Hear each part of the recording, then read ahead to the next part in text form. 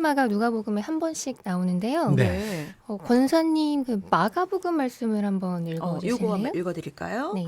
나가다가 시몬이란 구레네 사람을 만남에 그를 억지로 같이 가게 하여 예수의 십자가를 지웠더라. 아, 네. 이게 억지로. 억지로. 네. 보통은 이제 그 억지로에 초점이 맞춰져 네. 있는데 네. 그 좀 이따 설명드리고요. 네. 이제 마가복음에 보면은 마침 알렉산더와 루포의 아버지 구레네 시몬이 네. 시골로서 와서 지나가는데 저희가 그를 억지로 같이 가게 해서 예수의 십자가를 지웠다. 네. 뭐 같은 내용이에요. 네. 뭐 누가복음에도 같은 내용이 나와 있고요. 네. 네. 이렇게. 그러면은 이 구레네 시몬은 어떤 분 누군가요? 구레네는 네. 구린네? 구레네. 네. 구레네는 촌동네. 네. 천땡네? 네. 제가 순간 농담을 무슨 생각을 던져보려고 했는데 그러면 안 될 것 같았어요. 네, 구레네는 네. 성, 시몬은 이름이에요. 라고 아, 좋았습니다. 괜찮았습니다. 네, 네. 해보려고 했다가 네. 두 분이 얼음 될 것 같아서 얼굴이. 얼음 됐을 거예요. 네. 괜찮습니다. 네. 구레네는 지금의 북아프리카 리비아 지역. 아마 뭐 트리폴리, 지금의 리비아 수도죠. 네, 그 트리폴리 근처에 있는 뭐 마을이라기보다는 좀 큰 지역이었어요. 네. 네. 네. 그러면 이제 술래기인 거군요. 그렇죠. 그러니까 아마 예루살렘에서 네. 예루살렘 성전에서 유월절부터 오순절까지 해당하는 그 네. 절기를 지키려고 예루살렘에 왔던 경건한 유대인 후예였던 것으로 추정이 되는 게요. 네. 네. 이제 구레네 출신인데 예루살렘에 와서 살고 있던 이민자라기보다는 네. 지금 현재 이제 주민등록등본 음. 본 적도 거주지도 구레네로 되어 있는데 아마 순례객이었을 것이다라고 추정되는 이유가 네. 이제 누가복음에서는 네. 네. 시몬이라는 구레네 사람을 잡았다. 그래서 십자가를 지워서 좇게 했다라고 네. 표현이 되거든요. 네. 네. 그래서 이제 구레네 출신의 순례객이었구나라고 우리가 생각해야 될 것 같아요. 그래요? 그럼 그 당시의 상황을 조금 우리가 좀 알아보려면 좀 알려주세요. 네, 이제 성경에 나타난 상황은 사실 다 한 줄씩이잖아요. 네. 복음서에서. 그 상황을 뭐 두 가지로 얘기할 수 있어요. 일단 당시에 로마 군인들이 네. 뭐 운반을 시키거나 아니면 뭐 군장을 지우거나 할 때 그냥 네. 지나가던 행인들을 붙잡아서 그러니까 네. 징발을 해서 필요에 따라서 그 일을 시킬 수 있는 권한이 있었어요. 네. 아, 그냥 지나가는 사람을요? 네. 그래서 그래서 아마 구레네 시몬은 좀 이렇게 눈에 띄는 외양이나 행색 때문에 징발되었지 않을까라고 추측해 보는데요. 네. 저희가 교포 2세 보면 네. 그러니까 뭐 대한민국 본토에 거하는 사람들하고는 묘하게 이렇게 생김새나 그렇죠. 분위기가 좀 다르죠. 다르죠. 좀 달라요. 네. 이렇게 봐도 뭔가 좀 이렇게 느낌이 그쵸. 네. 다르죠. 달라요. 그래서 아마 이 구레네 시몬이 좀 외양이 눈에 띄지 않았을까 또는 순례객이었으면 좀 행색이 좀 여행자 차림이지 않았을까 싶어요. 그러니까 왜 그런 사람을 징발을 하느냐? 네. 만약에 잡아서 일을 시켰는데 이 네. 군인들보다 유대인 그 잡아서 일 시킨 사람이 신분이 좀 더 높거나 이런 사람이 로마 시민권자라든가 네, 이러면 그러면 어쩔 거예요. 난처해지는 거죠. 난처해지죠. 아, 그래서 일단 구레네 시몬은 외양으로 봤을 때 예루살렘 거주민이 아니니까 후환도 없을 것 같고 또 네. 몸도 튼튼해 보였겠죠. 그렇죠. 그러니까 이 무거운 십자가를 지도록 네. 차출을 당하지 않았나 하는 네. 게 이제 성경에서 유추해 볼 수 있는 상황이에요. 그러면 구레네 시몬의 심경은 좀 어땠을까요? 억지로? 그러니까 억지로 마음이 아니 근데 일단 당연히 싫었겠죠. 그렇죠. 그러니까. 네. 그러니까 그 억지로 지웠다라는 말이 구레네 시몬이 군인들한테 감히 치렌티를 팍팍 냈다라기보다는 네. 네. 그냥 자의와 상관없이 그러니까. 시켜서 한다라는 뜻을 가진 한 단어예요. 네. 그러니까 군인들에 의한 그런 징발을 나타낼 때 쓰는 표현이고요. 네. 네. 또 이제 마가복음과 누가복음에 보면 그가 시골 또는 이제 들판에서부터 오는데 네. 그를 마침 만나서 군인들에게 징발을 당한 상황이잖아요. 네. 네. 그러니까 구레네 시몬은 아마 이게 밤새 성전에서 이루어졌던 예수님 재판을 모르는 상황에서 네, 성으로 들어오는 길에 엄청 고문을 당해서 네. 걷지도 못할 정도로 망가진 어떤 죄수의 십자가를 느닷없이 지게 되는 상황이었죠. 네. 어떻게 보면 참 재수 없는 아침을 굉장히 날벼락이죠? 황당한, 네, 마른 하늘에. 네 맞이하게 그러니까요. 되는 그런 상황. 좀 그리고 또 이게 이렇게 거리가 있잖아요. 네. 십자가에 못 박히신 장소까지, 처형 장소까지. 그러니까 이 십자가를 지고 가면서 무거운 그 등은 아프지. 네. 막 여인들은 계속해서 따라오면서 소리 높여서 울지. 네. 뭐 군인들이나 백성들은 막 조롱하고 침을 뱉고 이런 상황이지. 막 도대체 이 사형수의 정체가 뭐길래? 네, 이게 아마 궁금해졌을 거예요. 그렇기도 하겠네요. 그 입장에서 내가 엉겹결에 지라고 하니까 지긴 졌는데. 누군지도 모르는 채로. 그런데 도대체 가는 무슨 동안 이 상황이지? 사람이 이제 예수라는 것도 알게 되고, 뭐 구레네 시몬이 예수님을 미리 알고 있었든 아니면 그날 아침에 이제 처음 알게 네. 되었든 간에요. 아마 이 골고다로 가는 그 길 가운데에서 예수님에 대한 정보를 간접적으로 이제 막 얻게 되죠. 네. 그리고 또 처형되는 그 당시에 유대인의 왕이라는 죄패가 이렇게 네. 붙었잖아요. 네. 네. 그러니까 이 사람은 예루살렘 성전으로 순례를 온 경건한 유대인이란 말이죠. 네. 그러면 유대인의 왕. 참 아이러니한 상황에서 공식적으로 왕으로 선포된 네. 그 분을 어떻게 또? 엉겁결에 수행을 한 느닷없이 거네요. 네, 네. 수행하고 섬기게 된 첫 번째 신하가 된 거죠. 그러네요. 그러네요. 제자들도 다 도망가 버렸는데. 도망가 버린 그러니까요. 상황에. 근데요, 저는 이 성경을 읽을 때마다 조금 제가 들었던 의문이 뭐냐면, 이 구레네 시몬은 자의가 아니었잖아요. 네. 엉겹결에 십자가 사건에 이제 목격자가 된 인물이 된 그렇죠. 건데, 예. 근데 그가 왜 하나님 나라의 조연으로 이렇게 우리들 대화에 이렇게 자주 나오고 성경에서도 자주 나올까? 예수님의 십자가라는 그런 운명을 네. 자의와는 상관없이도 이렇게 나눠진 인물이 됐기 때문이 아닐까 일단 어. 생각하고요. 네. 이제 오늘 우리의 대화에 등장하는 이유는 네. 두 가지를 말씀을 드릴게요. 네. 첫 번째는 마가복음에 보면 알렉산더와 루포의 아버지 구레네 시몬이라고 이렇게 추가 정보가 나타나요. 네. 네. 그게 말해주는 것들이 있어요. 이제 마가복음의 1차 수신교회를 전통적으로는 이제 학자들의 견해로는 로마 교회로 보거든요. 그러니까 그 알렉산더와 루포, 구레네 시몬의 자식들이 이방 제국의 심장부였던 그 로마의 교회에 잘 알려져 있던 네. 중요 인물들이었기 때문에 추가된 정보, 첨부된 그런 정보일 거예요. 왜냐면 누가복음이나 마태 이렇게 수신 공동체가 약간은 다른데 거기엔 없어요. 그리고 이제 바울이 로마 교회에 쓴 로마서의 뒤에 인사를 보면은 주 안에서 택하심을 입은 루포와 그 어머니에게 문안하라라고 얘기를 해요. 네. 아마 이 두 루포가 동일 인물일 거라고 추정이 되는데 이걸 정리를 해보면 예수님의 십자가 사건이 30년에 있었잖아요. 네.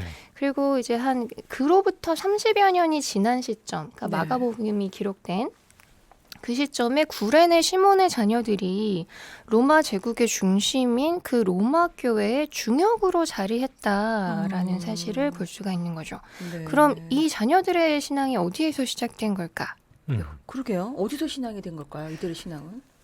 예수님의 십자가를 진 그 아버지의 등에서부터 시작됐을 가능성이 커요. 거기서부터. 구레네 시몬으로부터. 네, 골고다였을 네. 가능성이 크죠. 그리고 이제 두 번째 이유인데요. 구레네 시몬이 십자가 사건의 결정적인 증인 중에 한 명이에요. 네. 그러니까 각 복음서마다 예수님의 이 순환 그리고 죽음, 부활 얘기를 아주 비중 있게 다루잖아요. 네. 이 시기는 굉장히 속도감 있게 전개가 돼요. 그러니까 십자가와 부활 사이가 3일, 그리고 부활에서 이제 승천 사이가 이제 40일. 네. 이제 여러 장소에서 여러 사람들에 의해서 부활하신 예수님에 대한 그 목격담이 계속 막 회자가 네. 돼요. 누구는 믿고 누구는 믿지 못하는 상황이잖아요. 그러겠죠. 그렇겠죠. 그러니까 이 부활이 당시 예루살렘 사회에 뭐 십자가를 뛰어넘을 만큼 아주 대혼란을 가져온 사건이에요. 근데 엄청 많은 추측이 네. 죄송합니다. 엄청 많은 추측이 난무할 수밖에 없어요. 그러겠죠. 네. 네. 복음서에 나온 대로 뭐 제자들이 예수님의 시체를 빼돌렸다부터 네. 시작해서 그분은 아예 죽은 적도 없었다. 실은 네. 그냥 죽은 척했고 무덤에 그대로 들어갔다. 뭐 이런 잠시 등등. 기절했던 거다. 뭐. 예. 네. 그때 이제 그분이 진짜로 죽었었다라는 걸 증언할 수 있는 강력한 목격자가 구레네 시몬일 수 있었죠. 그러네요. 그러네요. 바로 네. 옆에서 봤으니까.